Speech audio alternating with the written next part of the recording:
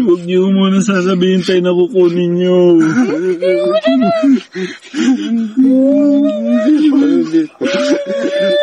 Gusto ko lang po talaga makita yan ako. Hindi kita ibibigay, kuya.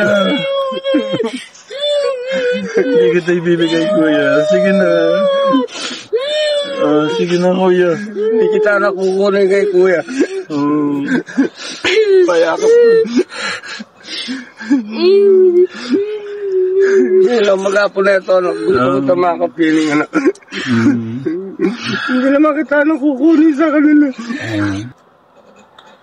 Ayan po guys, so warning lamang po bago po natin ipagpatuloy ang panonood sa clip or sa video na ito is sana po is mag-prepare po kayo ng panyo or tissue dahil nga po ang buong video na ito po is puro iyakan po kaya mag-prepare na po kayo ng pampunas sa mga luha nyo. At kahit ako, kahit na maraming beses ko na itong napanood ay medyo naluluha pa din talaga ako sa tagpo na ito.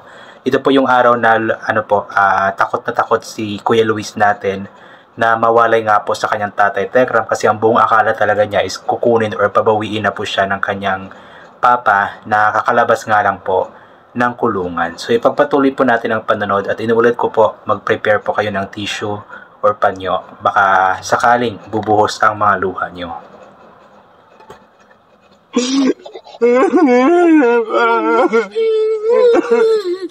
Pasok mo kayo. Pasok mo kayo.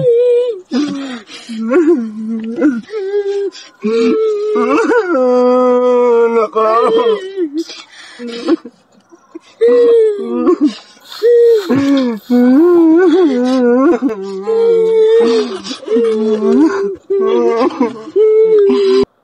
Wait lang guys, grabe, ramdam na ramdam ko yung yung pangungulila ni Tatay Luisito kay Luis.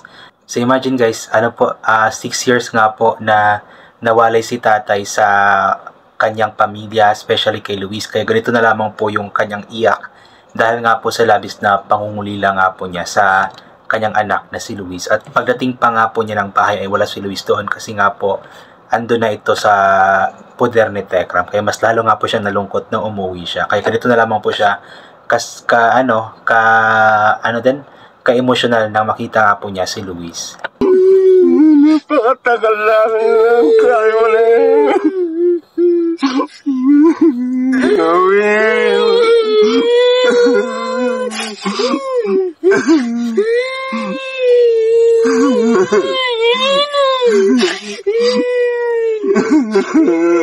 Yan, nakita nyo yun guys, parang takot na takot si Luis na yakapin siya ng kanyang tatay kasi talaga ang buong akala niya is yun nga, mawawalay na siya kay tatay Tekram niya at babawiin na nga po siyang muli ng kanyang tatay Luisito.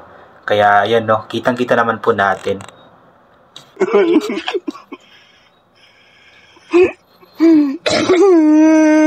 Paano ba nangyari sa nanay mo? Nagkaganon. Hindi man lang niya ako nantay na nag-asawa siya ng ganon.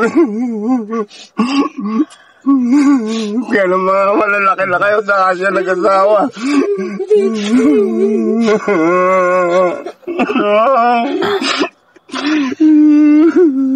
Ayoko lumalayo ka sa akin lang.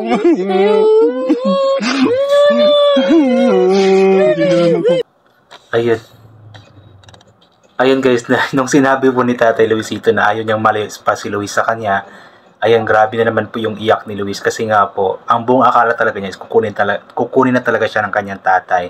Kaya ayaw daw po talaga niyang mawalay sa kanyang tatay Tekram. At nabanggit po ni tatay doon, yung about nga po sa muling pag-aasawa ng nanay nila Luis. Yun po yung isa din sa nagpasakit lalo ng kalooban ni tatay kasi lumabas nga po siya ng kulungan na yung kanyang asawa is may iba na nga pong kinakasama. Pero I believe ngayon is nakamove on na din naman silang lahat. At I'm not sure kung anong pag-uusap nila, pero I'm sure naman na tanggap na naman siguro ni tatay na meron na nga pong ibang kinakasama ang kanyang asawa. At pero napakasakit lang po nun kasi nga nakulong siya pagkalabas niya is wala na siyang babalikan na nga po na asawa dahil nga po nag-asawa na ito ng iba. Ano kaya? Saan mo na si tatay? Huwag mo lang si tatay, kuya. Hindi ka naman kukunin. Hindi ka kukunin, kuya. Hindi ka kukunin. Hindi ka kukunin, kuya. Hindi ka kukunin, kuya. Paka pa na. Pakapin mo lang si tatay. Pakapin mo lang si tatay. Pakapin mo lang si tatay. Hindi kita ibibigay. Hindi kita ibibigay. Yakapin mo lang si tatay. Sige na. Namimiss ka na ni tatay. Sige na. Namimiss ka na ni tatay. Lovi. Mahal ko kayo ng mga anak ko. Sana hindi na tayo magkakalayo lahat. Hindi kita bibigay, kuya. Ihag mo lang si tatay. Namimiss ka na ni tatay. Grabe ang sakit sa puso. Yung kahit na maraming beses ko na po itong napanood, napakasakit pa din panoorin ng video na ito. At sinasabi po ni Tekram doon na hindi niya ibibigay si Luis. Bali sinabi lamang po talaga niya ito para tumahan si Luis at yakapin nga po niya ang kanyang tatay kasi nga sobra talagang nangungulila ang kanyang tatay sa kanya. At alam ko na sobrang masasaktan si tatay kung sakali man na hindi yumakap sa kanya si Luis o hindi siya papansinin ni Luis. Pero yun, naintindihan din naman po natin si Luis kasi nga po, I believe, nung lumabas ang kanyang tatay Luisito is mga nasa almost 1 year na din po siya sa poder ni Tekram. So kumbaga, naramdaman na kasi ni Luis yung paraan ng pagmamahal ni Tekram sa kanya, sa mga itinuturing nitong mga anak. Kaya ayaw na talaga ni Luis na mawalay pa kay Tekram that time. Ayan po.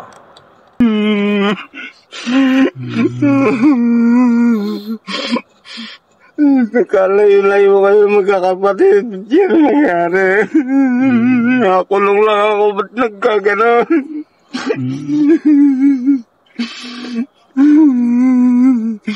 Hindi ko naman kasalanan na nakulong ako. Wala naman ako kasalanan talaga.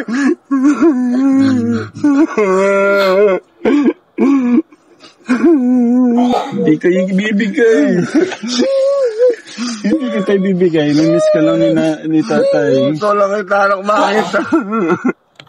Grabe talaga yung takot ni Luis ba? Na baka kukunin siya ni Tatay Luisito at ibibigay siya ni Tatay Tekram.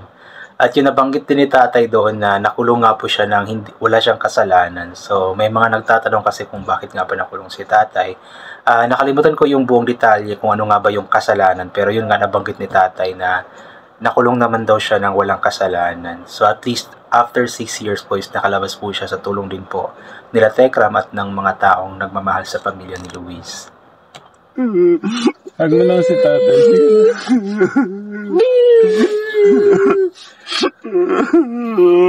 Mahal kita lang. Luisita.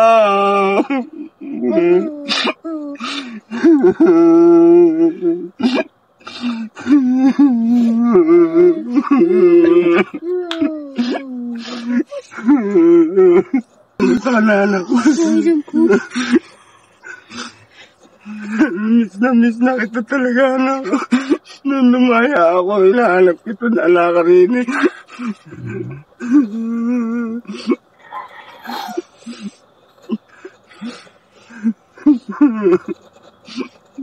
Miss niyo po sobra yung anak niyo.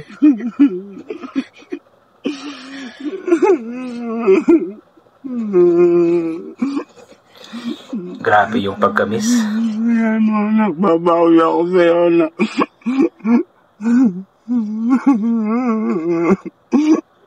Salamat po. Dinala niyo yung anak ko. At least nalabas ni tatay yung ano niya. Nalabas niya na po yung sama ng loob. Tay. Opo.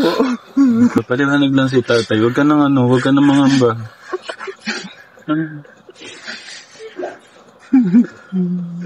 Namimiss ka ni tatay, kaya ganyan. Hindi naman kita nakukunin sa kuya mo.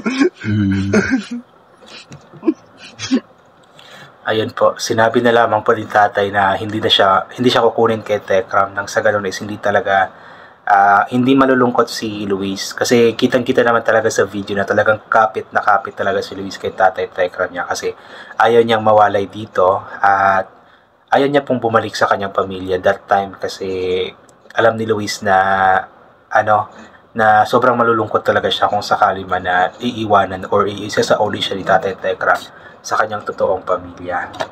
Tinuring ko na itong anak. Tatay po ang tawag niya sa akin.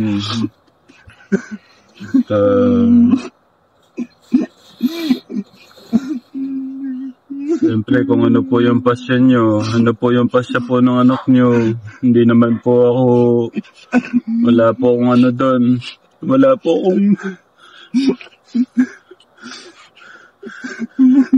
akong ano man, tutol man, kung ano yung pasya nyo.